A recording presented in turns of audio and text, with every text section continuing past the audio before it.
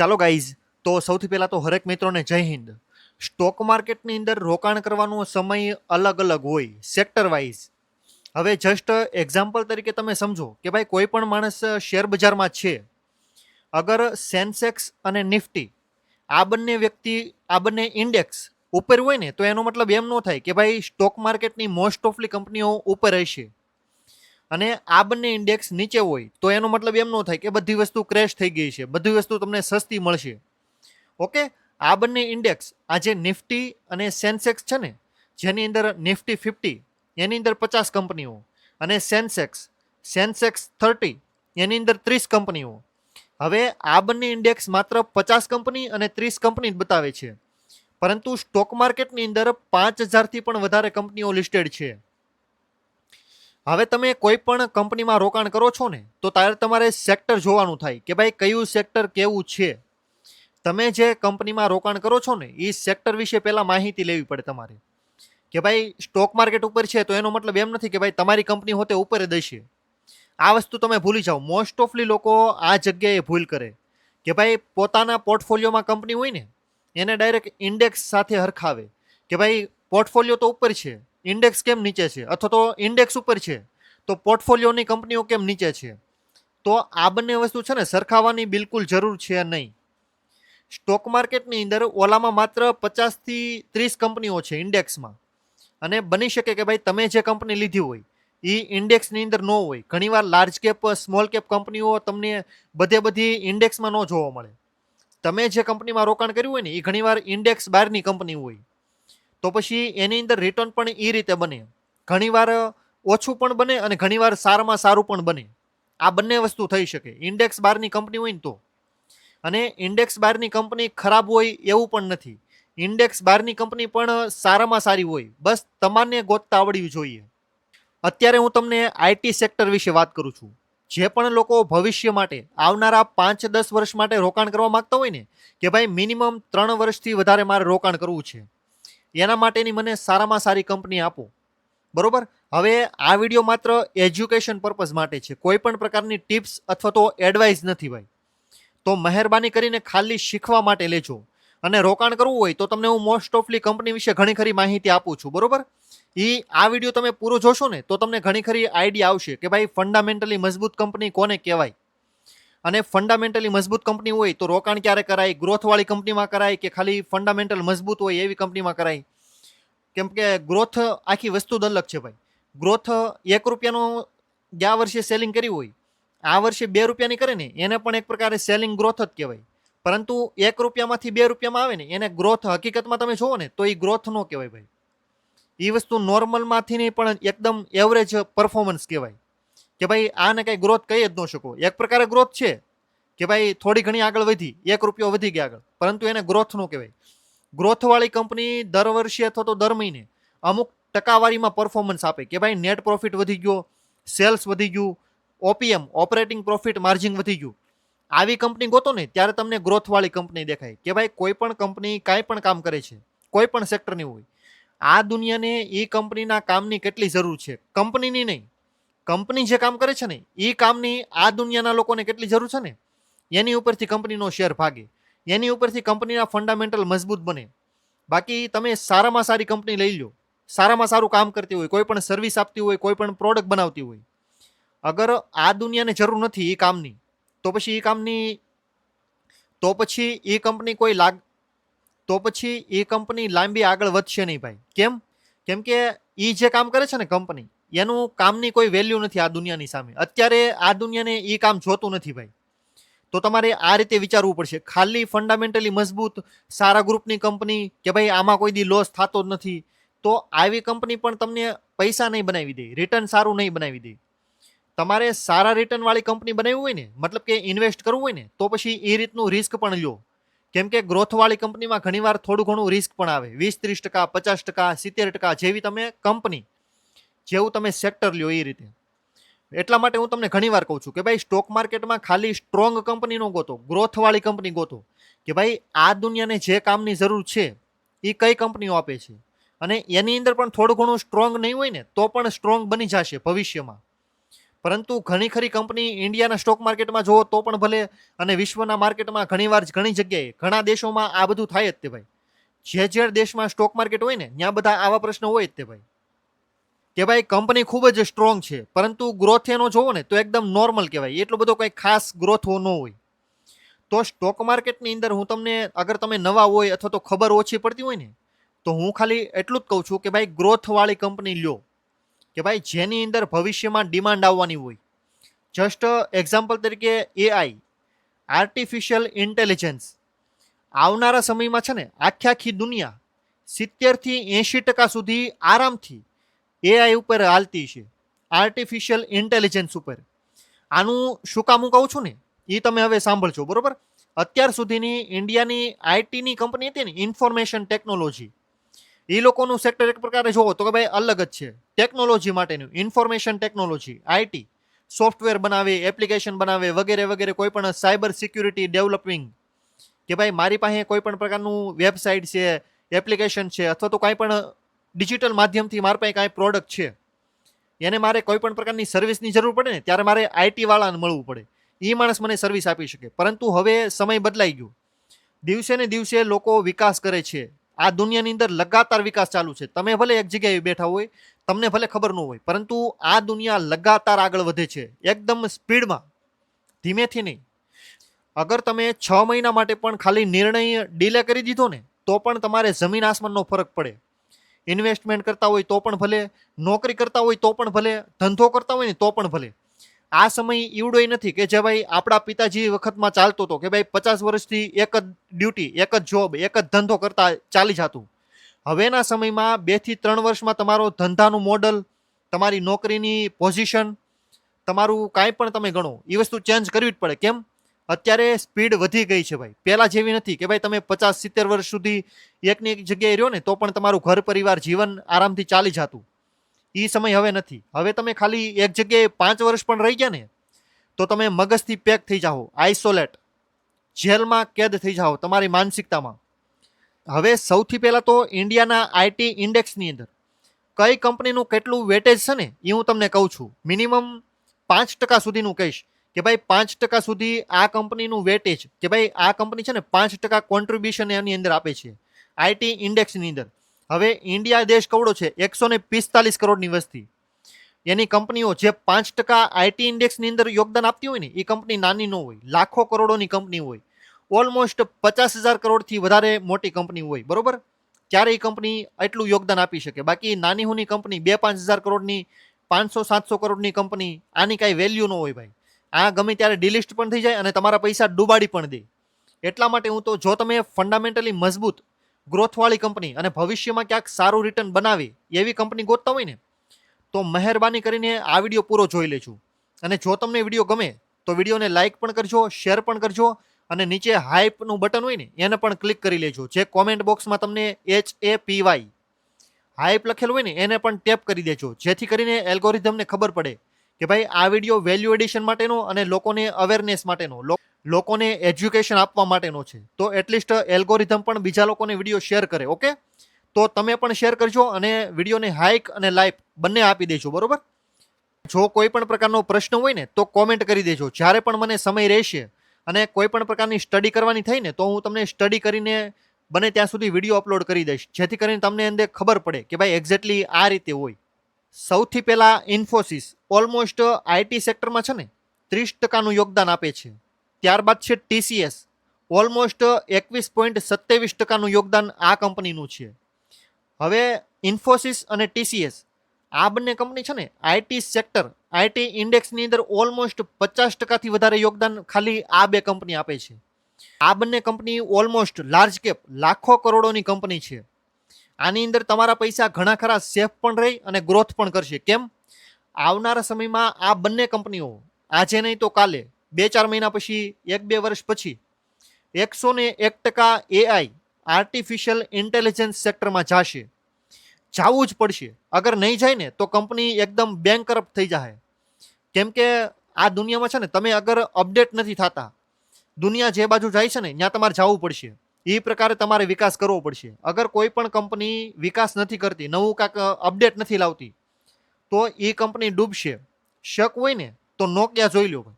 એક સમયે નોકિયાના ફોન હરેક જગ્યાએ હાલતા હતા, દુનિયામાં ખૂણે ખૂણે હતા ફોન. અત્યારે ફોન તમને દેખાવ ને એ રેર વસ્તુ છે ભાઈ. નોકિયાનો ફોન ક્યાંય નહીં દેખાય. કેમ?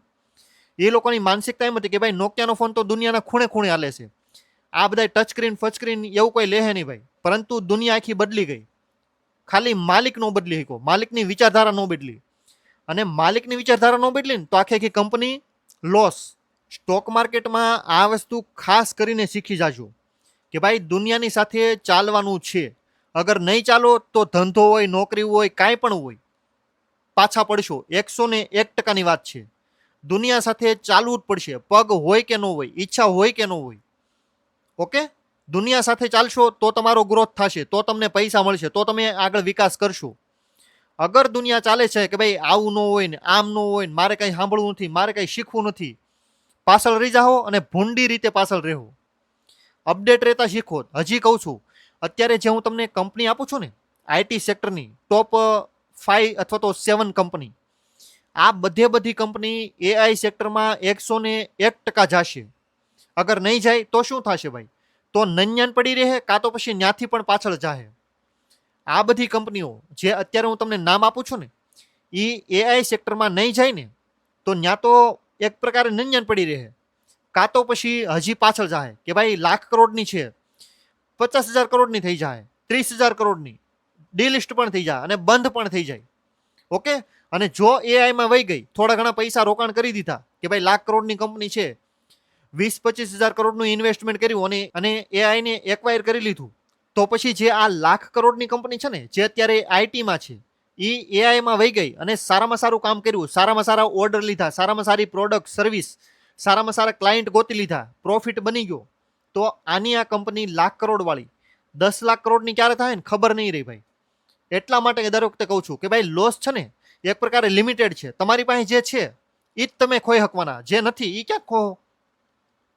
ઓકે, પરંતુ પ્રોફિટ, લાભ, નફો એ અનલિમિટેડ છે ભાઈ. જે તમારી પાસે નથી એ દરેક વસ્તુ તમે કમાઈ શકો. ₹1,00,000 નથી તો ₹1,00,000 પણ કમાઈ શકો. સારું મગજ હોય, ટેલેન્ટેડ હોય, તમે ભણેલા ગણેલા હોવ અથવા તો ન હોય તો પણ ચાલે. એવું નથી કે ભાઈ ભણેલા હોય ઈ જ આગળ વધે. આ ભ્રમ છે ભાઈ. ભણેલા હોય ઈ જ આગળ વધે, આ એક પ્રકારની ખોટી વિચારધારા છે. અત્યારે દુનિયામાં ઘણા ખરા ટોપમાંથી ટોપ હોય ને એ લોકો અભણ છે ને છતાં પણ ભણેલાને નોકરી આપે છે. આ રિયાલિટી છે ભાઈ. ભણેલા જ આગળ વધે એવું નથી. અભણ લોકો ભણેલાને હોત પસાડી દે, એટલું બુદ્ધિમાની હોય. ફક્ત એટલું પેટમાં તાકાત હોય ને તો આખી દુનિયા પાછળ ધકેલાઈ જાય. પરંતુ તમારી વિચારધારા એમ હોય કે ભાઈ ભણેલા જ આગળ વધે, અભણ લોકો આગળ ન વધી શકે, એને કાંઈ ખબર ન પડે, તો આ વસ્તુ ખોટી ભાઈ. મગજ દરેક પાણે હોય. ભણેલા ન ભણેલા એક વસ્તુ મજબૂરીની વસ્તુ છે ભાઈ. પૈસા ન હોય તો ન ભણ્યા હોય, ન ખબર પડતી હોય, પરંતુ શીખો નહીં ને એને માનસિક રીતે અભણ કહેવાય કે ભાઈ મનથી જ એને ભણવું નથી, એને શીખવું નથી.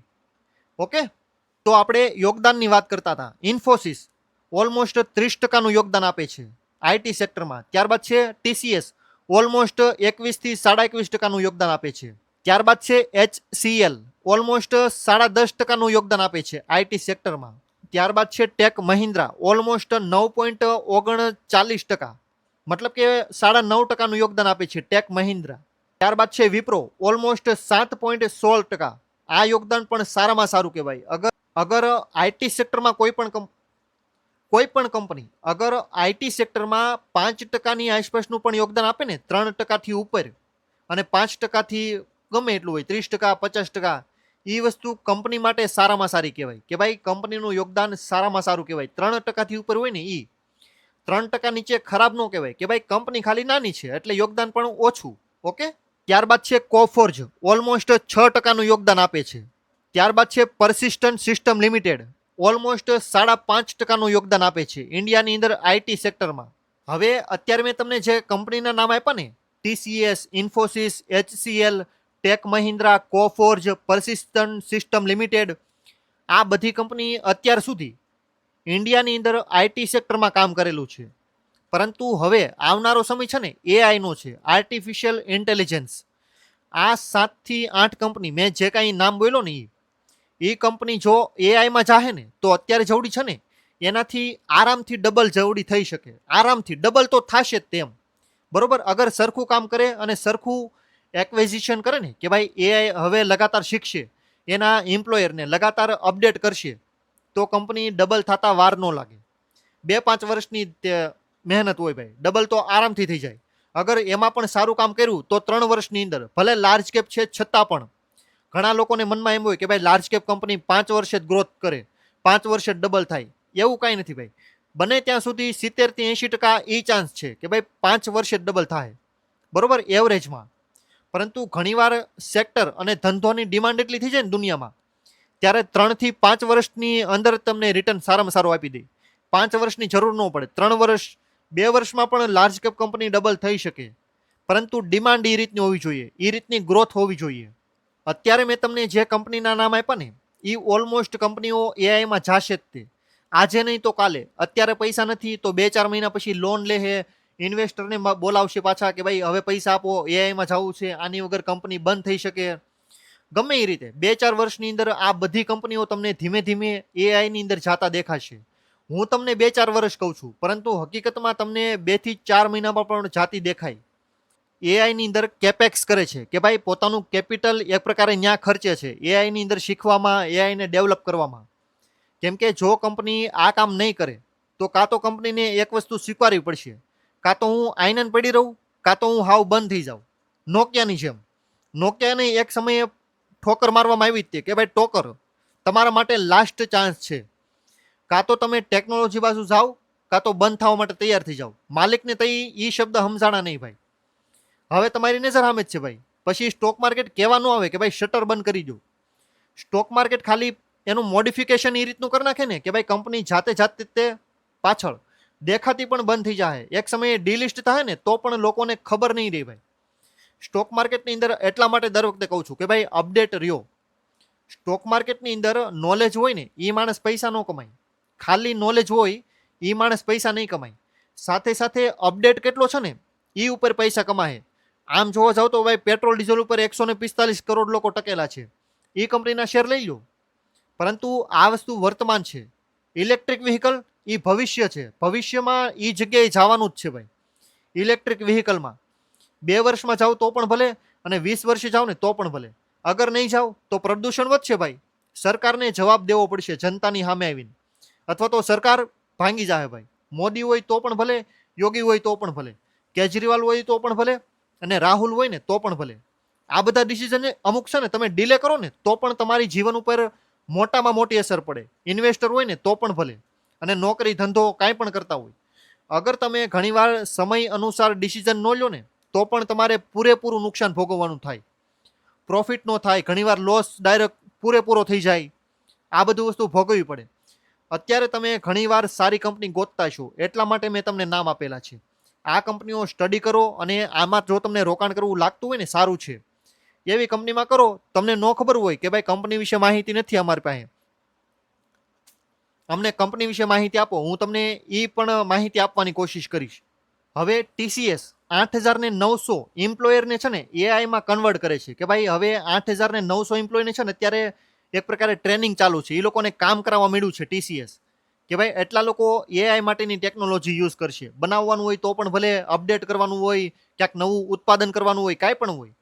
ટીસીએસની અંદર અત્યારે સ્ટાર્ટિંગની અંદર એટલા એમ્પ્લોયર છે. 50% સ્ટાફ એઆઈ માટેનો અને 50% સ્ટાફ નોન એઆઈ. કે ભાઈ એઆઈ વગર જે લોકો કામ કરે છે ને એના માટેનો 50%, અને જે લોકો એઆઈમાં કામ કરે છે એના માટેનો 50%. બંને પ્રકારના સ્ટાફ રાખશે ટીસીએસ, ટાટા કન્સલ્ટિંગ સર્વિસીસ. આ કંપનીનો નિર્ણય કેવો છે કે ભાઈ બંને તરફ કાલે ઉઠીને એઆઈ ખરાબ છું ને તો પણ કાંઈ વાંધો ન આવે, અને સારું ગયું તો પછી આવડા જે નથી એને લોકોને આમાં કન્વર્ટ કરવાના. તો ટીસીએસના હાલમાં અત્યારે છે ને લાખો એમ્પ્લોયર છે, એમાંથી 50% એમ્પ્લોયરને ધીમે ધીમે એ લોકો કન્વર્ટ કરશે એઆઈની અંદર. હવે તમે જો કે ભાઈ એઆઈ એટલું બધું કંઈ ખાસ ન હોત, ભવિષ્યમાં ન આવવાનું હોત ને તો આ બધી કંપનીઓ હજારો કરોડ રૂપિયા અહીંયા ખર્ચત નહીં, કોઈ દિવસ ઇન્વેસ્ટમેન્ટ એટલું મોટું ન કરત.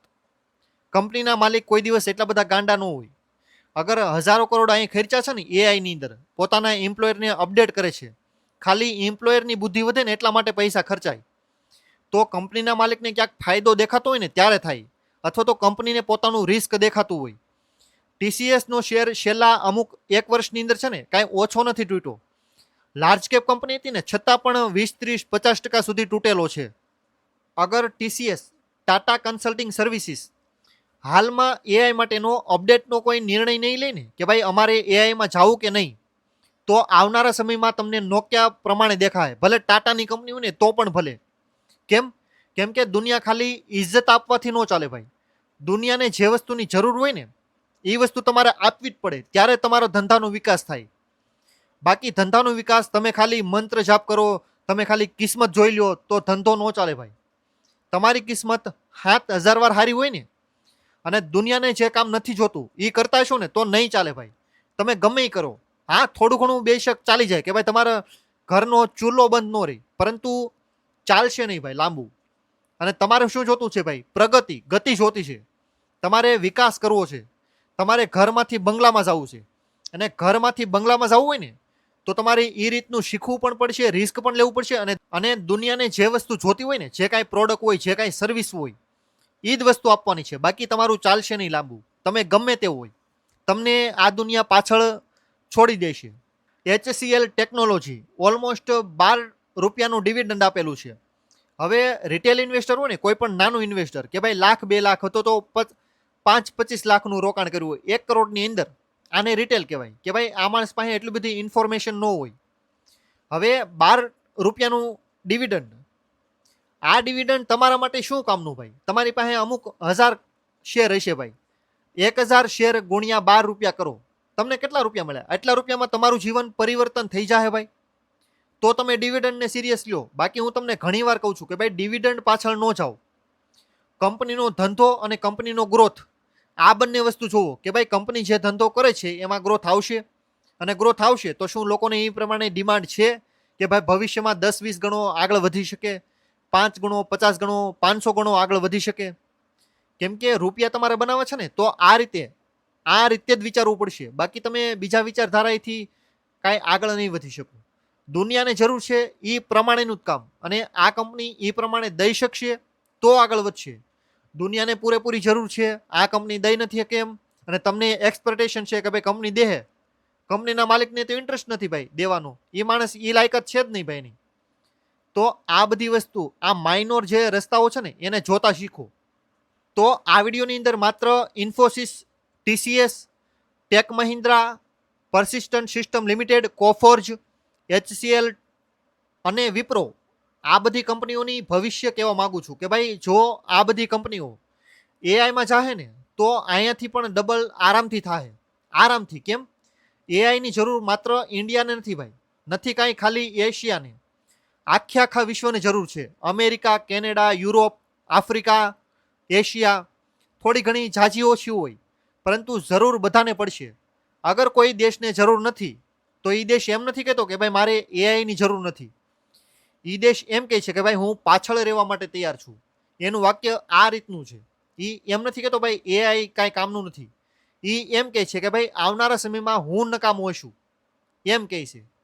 તો thank you so much for watching this videos. અને જો તમને વિડીયો ગમે, જો તમને કંપની આમાં નામ લીધા એ કંપની ખબર હોય ને થોડી ઘણી, તો લોકોને પણ શેર કરજો ઇન્ફોર્મેશન. લોકોને પણ કોમેન્ટ બોક્સમાં તમારો કાંઈ અભિપ્રાય હોય તો આપજો, જેથી કરીને મને ખબર પડે કે ભાઈ તમે આ રીતનો વિચાર રાખો છો. કેમ કે આની વગર તો ખબર ન પડે કે ભાઈ બીજો માણસ, મારી સિવાય બીજો કોઈ પણ થર્ડ પાર્ટી એ શું વિચારે છે ને આઈટી સેક્ટર માટે, એઆઈ સેક્ટર માટે, એ મને ક્યાંથી ખબર પડે? આવી જ રીતે કે ભાઈ હું વાત કરું છું એ રીતે તમે ક્યાંક કયો, કોમેન્ટમાં કયો, વિડીયો બનાવતા હોય તો પણ ભલે, ત્યાંથી ખબર પડે કે ભાઈ દુનિયા કઈ બાજુ જાય છે. આમ તમને ખબર ન પડે ભાઈ. તો thank you so much for watching this videos and જય હિન્દ.